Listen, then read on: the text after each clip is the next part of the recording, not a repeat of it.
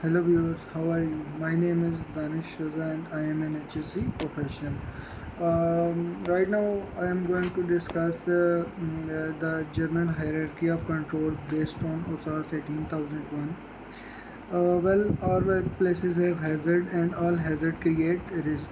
Good safety management is a logical process of identifying the significant hazard, evaluating the risk created by each, and then either eliminate the risk entirely or reduce it to an acceptable level by introducing the controls where necessary.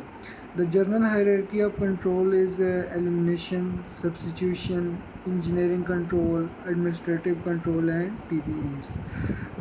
Controls are at the top of the hierarchy are the most effective, and those at the bottom are least effective.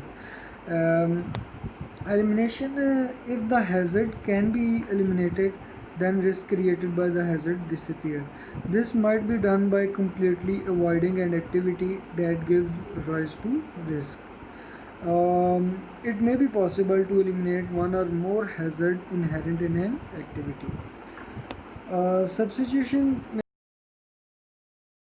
as hazard elimination cannot be achieved, but it is possible to substitute one hazard with another that create less risk. Um, Engineering control involve use of engineering solution to prevent exposure to the hazard. It might be done by isolation and or total enclosure.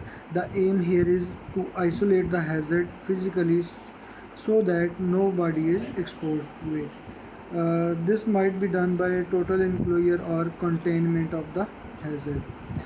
Then separation or segregation, simply placing the hazard in an inaccessible location.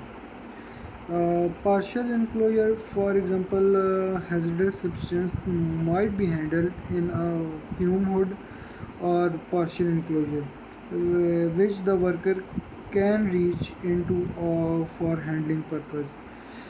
Um, Air is extracted from the top or back of the partial enclosure so that the airborne contaminant is extracted from the enclosure away from the worker.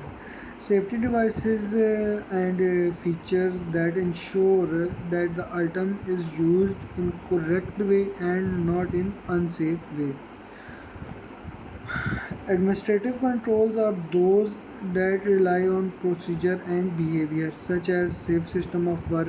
It is formal recorded procedure that defines a method of working that eliminate hazards or minimize the risk associated with them.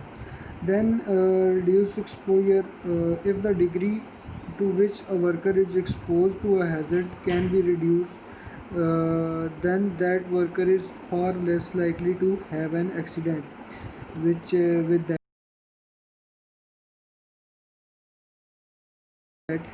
uh, Many health hazards in the workplace cause a degree of harm that entirely depend upon the dose that worker receives. The dose determined by two principal factors. One is concentration, intensity, or magnitude of the hazard present, and time of exposure. Then information instruction and training. Training is instrumental in enabling employees to become competent.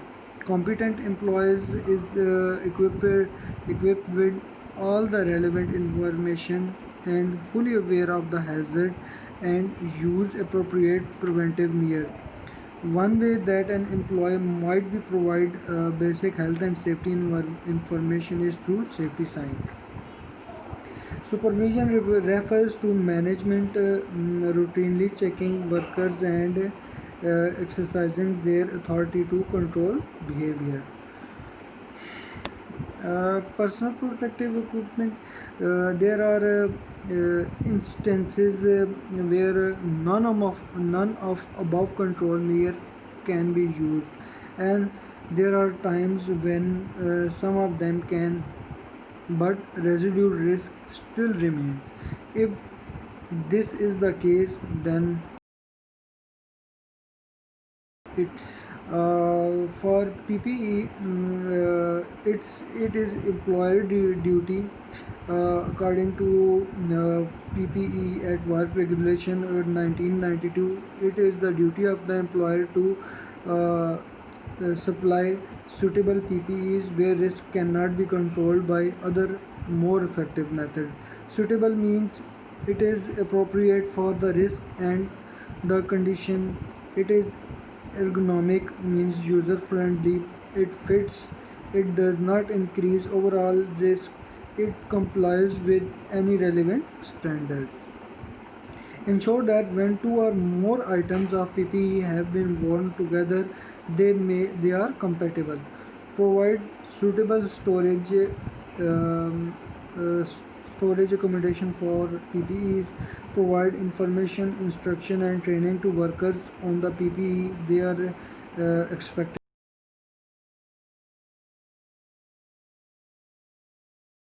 their damage or lost items.